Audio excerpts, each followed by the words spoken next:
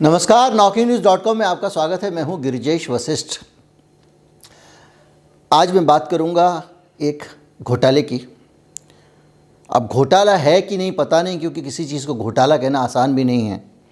क्योंकि जब आप घोटाला कहेंगे तो जिस व्यक्ति और जिस संस्था के बारे में आप बात कर रहे हैं वो बहुत अमीर है और उसके पास सारे संसाधन हैं, वकीलों की फ़ौज खड़ी कर देगी और फिर आपको साबित करना पड़ेगा अदालत जा के। इसलिए मैं इसको घोटाला नहीं कहूँगा। मैं कहूँगा कि एक नया कांड है, एक नया प्रकरण है। इस पे बात करूँगा। आपने एक सपनों का स्कूटर बुक किया था, वो सपने का स्कूटर आपके सपने तोड़ रहा है। आपने सोचा था कि एक ऐसे स्कूटर में यात्रा करूँगा जिसमें दुनिया के सारे फीचर होंगे, यहाँ तक कि हवाई जहाज़ वाली बातें भी होंगी। लेकिन अब वो सपना धीरे धीरे टूट रहा है। मैं बात कर रहा हूँ ओला ई स्कूटर की, जिसके वीडियो देख देख कर आप मुग्ध होते रहे, मुदित होते रहे और आपने बहुत सारे पैसे देकर इस स्कूटर को बुक कर दिया। लेकिन जिन्होंने इस स्कूटर को बुक किया था उनके सपनों का क्या हुआ? कितने स्कूटर डिलीवर हुए और जो डिलीवर हुए उनका क्या हाल है? ये सारी बातें करेंगे। कहीं मत जाइए, चैनल को सब्सक्राइब कर लीजिए। मैं लौट के आता हूँ, फिर बातचीत आगे बढ़ाते हैं।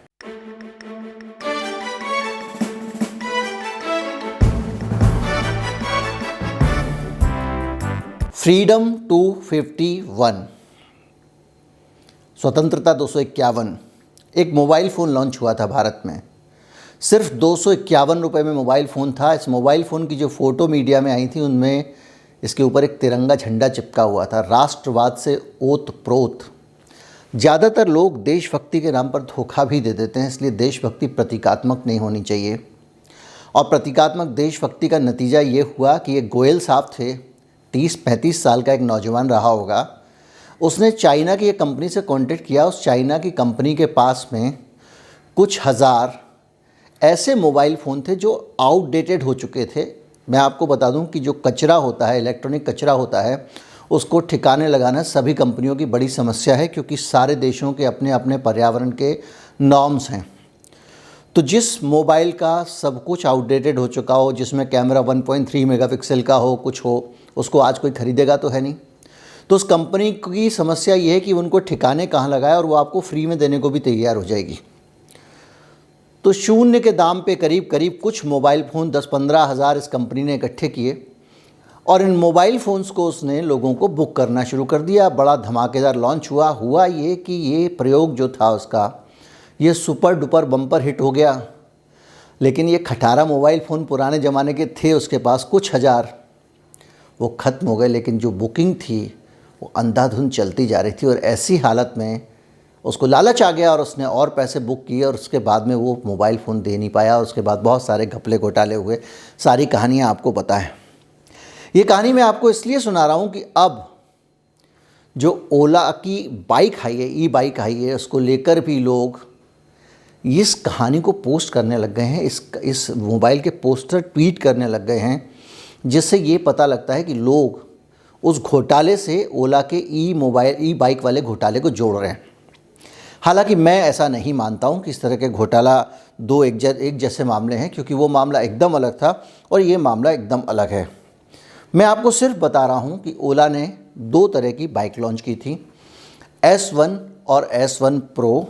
अब मैं आपको बताता हूं कि आपने कुछ समय पहले, करीब 6 महीने पहले, कुछ ज़बरदस्त तस्वीरें सोशल मीडिया पर देखी होंगी। यूट्यूब पे बड़े खूबसूरत वीडियो आए थे जिनमें हाई टेक ऐसी फिल्में, ऐसी जैसे जेम्स बॉन्ड की फ़िल्मों में आपने बाइक देखी होंगी, ऐसी बाइक का एक बड़ा सा कारखाना बताया गया था, जिसके अंदर हज़ारों की संख्या में बाइक खड़ी हुई हैं। इसमें जो फ़ीचर बताए गए थे उसके हिसाब से, ओला की वेबसाइट में जो फ़ीचर दिए गए थे उसके मुताबिक 27 सॉफ्टवेयर होंगे इसके अंदर, जिसमें ब्लूटूथ कनेक्टिविटी होगी, क्रूज़ कंट्रोल होगा, प्रॉक्सिमिटी लॉक होगा। जैसे ही आपकी गाड़ी के आगे कोई गाड़ी आ जाएगी तो अपने आप गाड़ी ब्रेक लग जाएगा ताकि आपका एक्सीडेंट ना हो।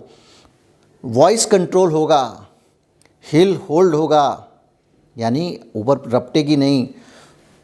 इसके अलावा और भी बहुत सारे फीचर्स इसमें देने का वादा किया गया था और ये फ़ीचर देने के बाद में लोगों ने खुशी खुशी 90,000 लोगों ने, इस देश के 90,000 लोगों ने 20-20 हज़ार रुपये इस बाइक का बुकिंग अमाउंट कंपनी के पास जमा कर दिया। लोग 20-20 हज़ार रुपये जमा कर देते हैं, उसके बाद इंतज़ार करने लगते हैं कि बाइक उनको मिलेगी। धीरे धीरे करके दिसंबर आता है और हर तरफ शिकायत शुरू हो जाती है। जब आप जाके ट्विटर पे इनकी साइट पे देखते हैं तो आपको असंख्य ऐसे ट्वीट मिलते हैं जिनमें लोग परेशान हैं। ये बाइक ना तो किसी शोरूम में मिलती है, ना इसका कोई दफ्तर है, जो कुछ है ऑनलाइन है। और लोग ऑनलाइन पर जाकर जब भुगतान करने के लिए, अपना पूरा भुगतान करने के लिए, गाड़ी डिलीवर कराने के लिए जाते हैं तो एप्लीकेशन काम नहीं करती है। ये शिकायतें कहीं और नहीं बल्कि कंपनी की जानकारी में है। कंपनी के अपने ट्विटर अकाउंट पे लोगों ने ट्वीट किए हैं। इसके अलावा इस कंपनी के जो गाड़ियां हैं उसको डिलीवर कराना बड़ा मुश्किल है। जिन लोगों ने लोन लिया है उनके लोन के एप्लीकेशन कैंसिल होते चले जा रहे हैं। बड़ी संख्या में लोग परेशान हैं क्योंकि उनको अब गाड़ी मिल नहीं रही है। लोग डिलीवरी के लिए जा रहे हैं, कंपनी ने कह दिया आप अपनी डिलीवरी ले लो, लेकिन वहाँ पे डिलीवरी नहीं है क्योंकि डॉक्यूमेंट जब आप अपलोड करने जाएंगे उस एप्लीकेशन पे तो डॉक्यूमेंट अपलोड नहीं हो रहे हैं। कुछ लोगों को लोन देने से इनकार कर दिया गया है। लोग लिख रहे हैं कि अब हमारी उम्मीदें टूट रही हैं, हम क्या करें। जिन लोगों को स्कूटर मिल गया है उनकी कहानी अलग है। अच्छा, कितने स्कूटर मिले हैं ये जानना भी रोचक होगा, इसलिए पहले मैं आपको वो संख्या बता देता हूँ। जो ऑटोमोबाइल डीलर्स एसोसिएशन है उसका जो दावा है उसके हिसाब से 31 दिसंबर तक कंपनी ने सिर्फ 111 स्कूटरों की बिक्री की है।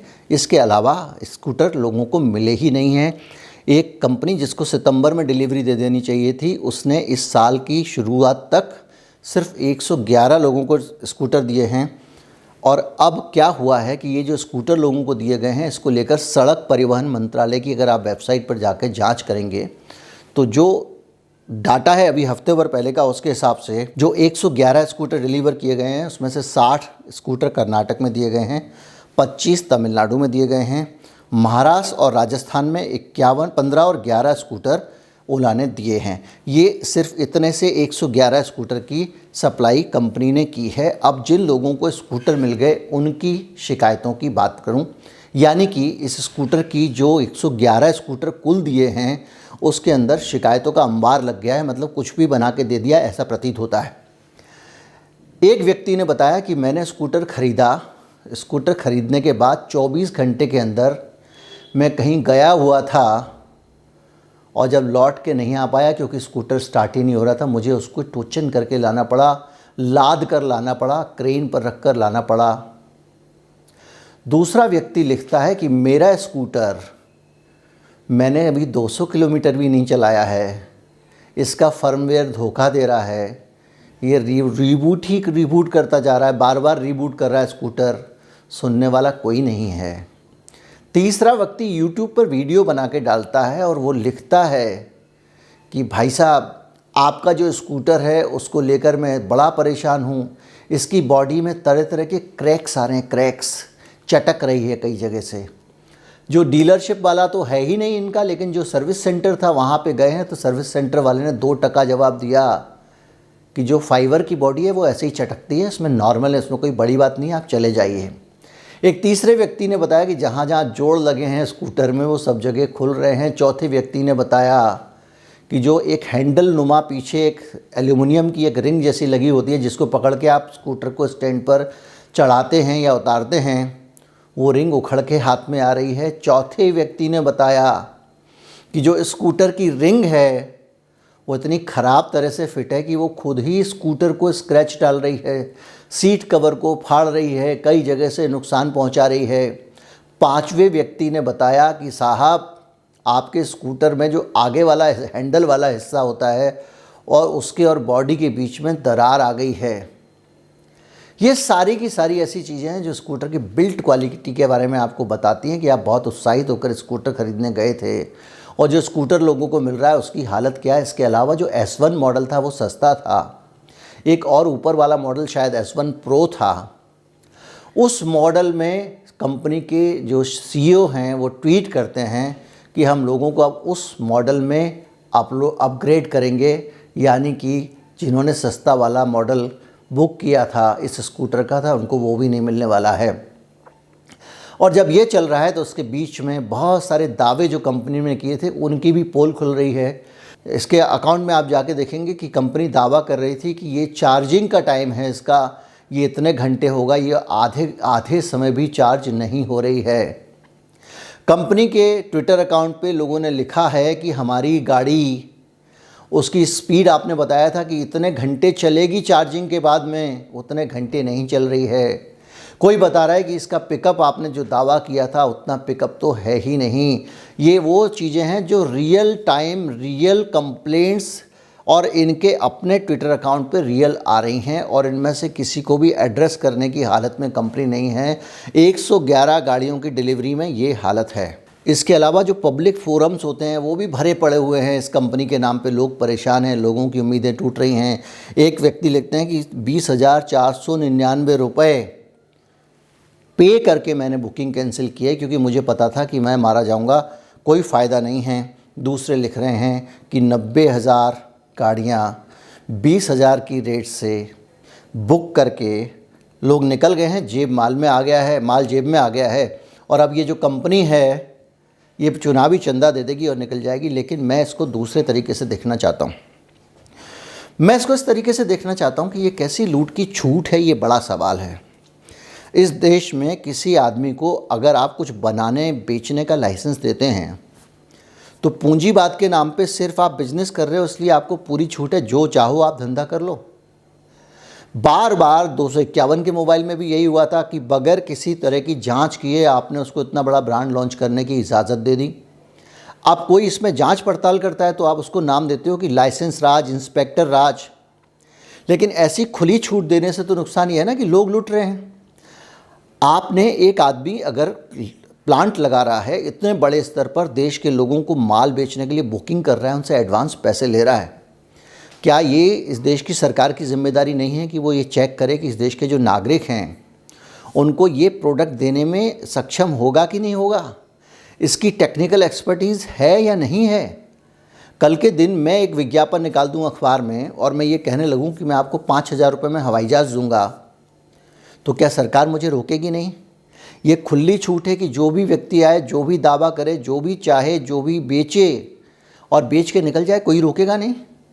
क्या सरकार का कोई स्टेट का, सरकार की जगह क्या मैं स्टेट इस्तेमाल करूँगा, स्टेट की कोई जिम्मेदारी नहीं है? क्या भारत में इंडस्ट्री के नाम पे कुछ भी करने की छूट है? कोई भी व्यक्ति कुछ भी कर सकता है, कुछ भी बेच सकता है, बेच के जा सकता है। इस कंपनी का जहाँ तक सवाल है इसमें तो थोड़ी फिर भी उम्मीदें बची हुई हैं कि चलो भाई इनको आता जाता नहीं था, बड़े बड़े सपने दिखा के बेच दिए, अब ये बना नहीं पा रहे हैं, बाइक लोगों को दे नहीं पा रहे, ऐसा मुझे लगता है।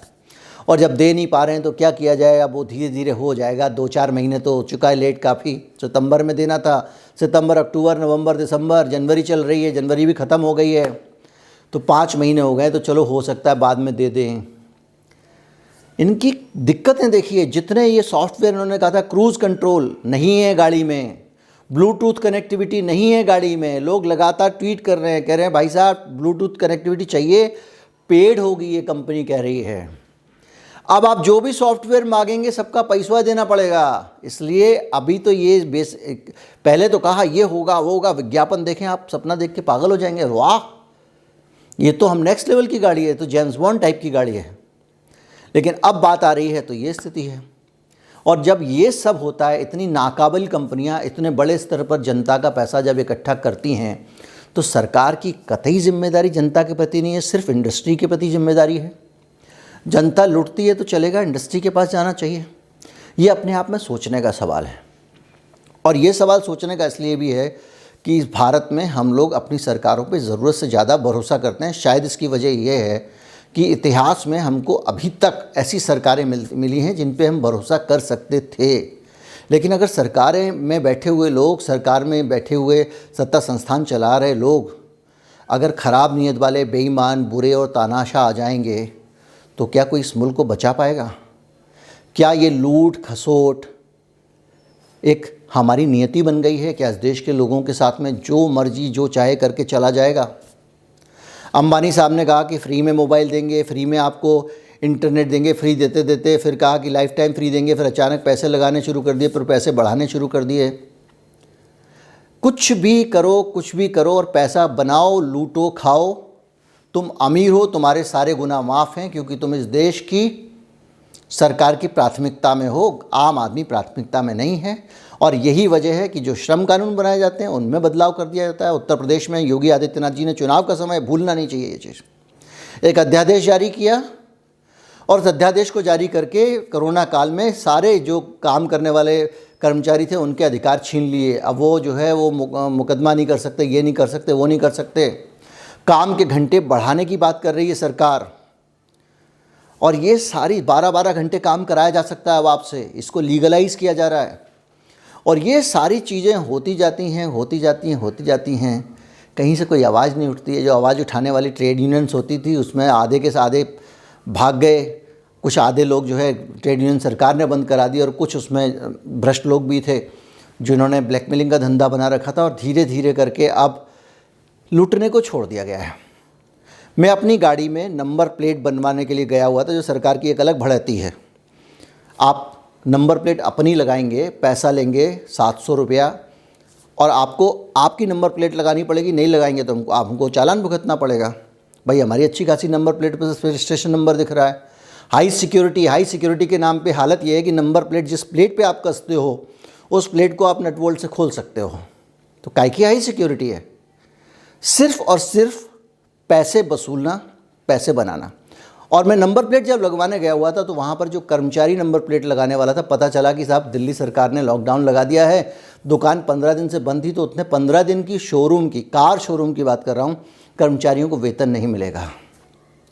राशन कहाँ से लाएगा, आटा कहाँ से लाएगा? वेतन कितना मिलता है पता है आपको? इन लोगों को 10 से 15 हज़ार रुपये महीने कुल वेतन मिलता है। ये हमारे देश में हमारी आंखों के सामने हो रहा है, हमारी सरकारों के सामने हो रहा है। हम मिडिल क्लास लूटते हैं, ओला कंपनी लूटती है तो हमको दिख जाता है, लेकिन ये जो मज़दूर हैं ये लूट रहे हैं तो उनको देखने वाला कोई नहीं है। और ये दशा मेरे देश की आज है, आज, भविष्य की दशा नहीं है, ये आज की दशा है। कहीं चले जाइए, किसी स्कूल में चले जाइए, किसी सोसाइटी में चले जाइए, सिक्योरिटी गार्ड से पूछिएगा वेतन मिल गया? किसी भी रेजिडेंट का अगर एक दिन का रिचार्ज नहीं होता है बिजली का या मेंटेनेंस का, तो उसकी बिजली कट हो जाती है। एक लिमिट दी हुई है, इससे ज़्यादा कर्जा कंपनी नहीं झेलेगी।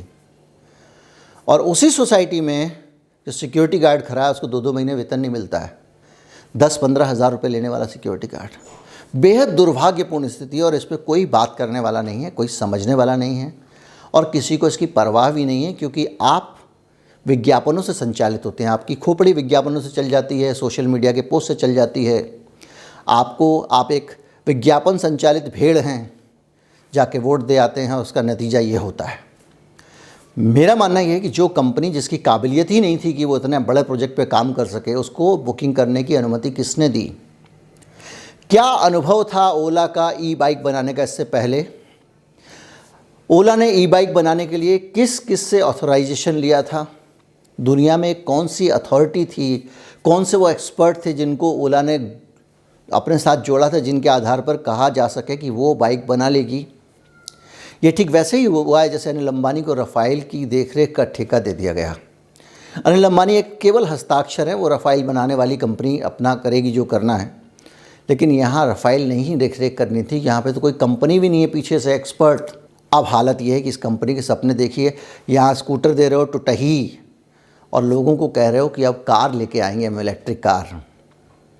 कुछ बचे होंगे देश में, उनको उम्मीद होगी वो उस कार पे लहा लोट हो जाएंगे। इन्होंने 20,000 देकर बुकिंग कराई थी, वो 1 लाख, 2 लाख, 4 लाख देकर करा लेंगे। ऐसे ही देश चलता है। और जो एक्सपर्ट है एलन मस्क, जो इस गाड़ियों का दुनिया भर में पितामह है, उसको परमिशन लेने के लिए एड़ियाँ रगड़नी पड़ रही हैं हिंदुस्तान में। आ नहीं पा रहा है, और सरकार से बार बार कह रहा है भाई साहब टैक्स कम कर दो। और ओला बाइक के नाम पे जिस आदमी को, जो ऐसी स्कूटर बना रहा है जो रीबूटी होती रहती हैं, जो टूटी हुई निकल रही हैं, जो स्टार्ट ही नहीं हो रही हैं, जो पूरा चल ही नहीं रही हैं जितना दावा किया गया है, और वो उसको इजाज़त है। अब बाकी पीछे की कहानी आप सब जानते हैं, कुछ बताने की ज़रूरत नहीं है। बताऊंगा तो कुछ लोग कहेंगे राजनीतिक हो गया वीडियो। उम्मीद करता हूँ वीडियो आपको अच्छा लगा होगा। अच्छा लगा हो तो ज़्यादा से ज़्यादा लोगों तक पहुँचाएँ। चैनल को सब्सक्राइब कर लें अगर नहीं किया है तो। नमस्कार, जय हिंद।